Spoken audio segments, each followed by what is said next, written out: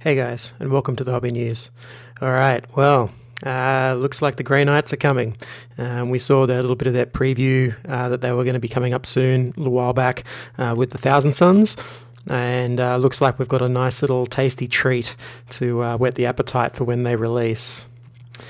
So Grey Knight Castellan Crowe, I'm pretty sure that's how you'd say it, and his haunted sword returned with an awesome new model. I'm not quite sure who this guy is, but he must have... I'm from the old days, so I don't know what happened in the interim between then and now, but looks like we've got like a character that uses, I guess, a chaos blade of some sort. It seems pretty heretical to me, but apparently that's in the lore, so, that's cool. Apparently he's really, super strong-willed and doesn't succumb to chaos, and he can hold a chaos blade. But anyway, I'm sure there's some inquisitors out there that would be, would like to question that, but anyway, let's go and have a look. So we recently announced that a new Grey Knight Codex is on the way. This secretive silver order is led by extraordinary champions, warriors so incorruptible as to stare down the most terrifying creatures of the warp without blinking. One is so fastidious in his faith that he's allowed to carry a demonic blade to battle. Chaos incursions across the galaxy take note. Castellan Crowe is back.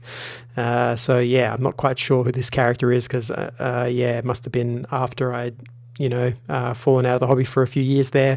But yeah, it looks pretty cool. It's a cool idea.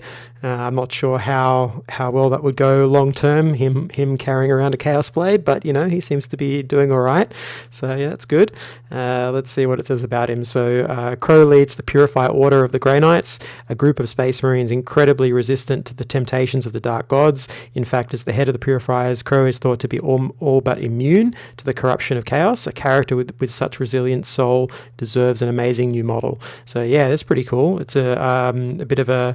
I didn't imagine that they'd be like just throwing out a new model before the main release, but looks like we're getting that. And yeah, really cool. Interestingly, it seems like it's not Primarisified. It looks like he's still old school Marine, and maybe they're going to stick with Grey Knights as old school Marines and just up their scale a bit.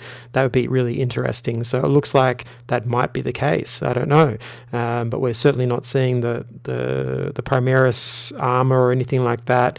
Even though he does feel like he's been upscaled slightly, so he's in proportions with a Primaris model, but he himself looks like it's not. So that's an interesting difference. I actually don't mind that if they keep, the Grey Knights as like old school Marines. That allows them to have more, I guess, archaic armor and all of that stuff, and keep them more situated in a historical looking feel, and have all of the new Marines be more, sort of slick and new, and these guys become more old and historical. I mean, he's got a book on his side, all that kind of stuff. So I actually really like that. One of the things that I really love, those old Terminators from the very old days, the sort of the metal ones, the pewter ones, or even, were they lead back then? I can't remember, but like the really old ones that had tons of Baroque little scriptures and things, this kind of writing, the little embossed words into their armor and sort of ribbing and so on. Those really old classic ones, and the old Terminator Inquisitors that they had then as well. And they're all really fun models, and you used to paint them in a much darker scheme. Like most people, you do like a sort of a really deep, dark, bulk gunmetal kind of look for them, and it was always really cool. They looked really, evocative of that order, and it just feels good. So I'm definitely going to try doing a much darker metallic scheme for these guys when they come. I'm going to have a go at that, because I think even though this light blue is pretty cool, I feel like they lose this sort of really bright color scheme, seems to lose a bit of the darkness that's there, that grimdark aesthetic that these really exemplify, but they're sort of losing a bit of that with all these bright colors, even though it's very beautifully painted and it looks awesome.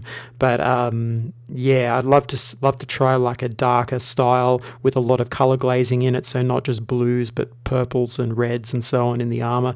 I think that'd be really interesting. But we'll see how it goes. But this model certainly looks cool. This might be the one I'll try it on. But yeah, I like the idea that he's got the Chaos Blade.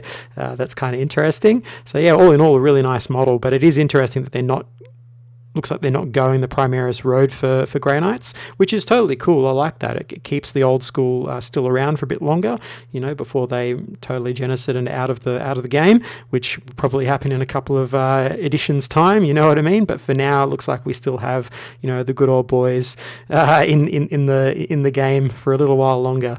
So wow, that's quite a glow up with such a glorious level of detail, and he's hip mounted, you know, library's worth of purity seals and so on novel.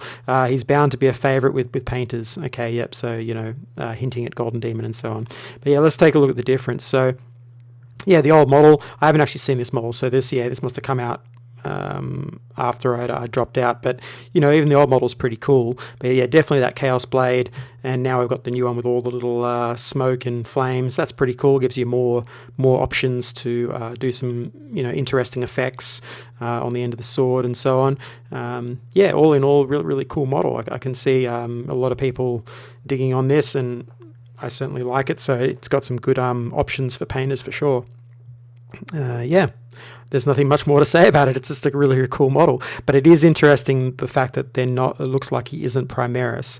So I'm sure they would have said something if it was. So as you can see, Crowe still wields the black blade of or I don't know what the hell that is. He whispers something and screams, promising undreamt power in a voice only he can hear, and it doesn't have a mute button. It is a curse only Crowe can endure, but the risks are worth it. The sword is deadlier than ever. So yeah, who knows what his rules are going to be, right? But the way the game is going at the moment, he probably has some kind of stupid rules that make him, you know, impossible to beat, or does huge amounts of damage, but we'll wait and see. So it doesn't say when the pre-orders are up for Grey Knights, but it's obvious they must be coming soon. So the next few weeks, I would imagine. What are we in now? So July, so probably by August or something. We'll see you know, a pre-order go up for these guys, and I'll definitely keep you posted as we get closer to it. But this is looking really cool, just as a one-off model to paint. Yeah, super cool. I wonder if he's got I'd love to see a helmeted version as well, like some sort of really cool Baroque helmet, like something that's a bit more, I guess, old school than this one, like with a few more little details on it. That'd be really nice. Something, yeah, something just for those that don't want to do the skin, they could have like a helmeted version. That'd be pretty cool. But otherwise, yeah, really awesome. So I hope you've enjoyed this. Please hit that like button, subscribe button if you have, and I guess I'll catch you on the next one.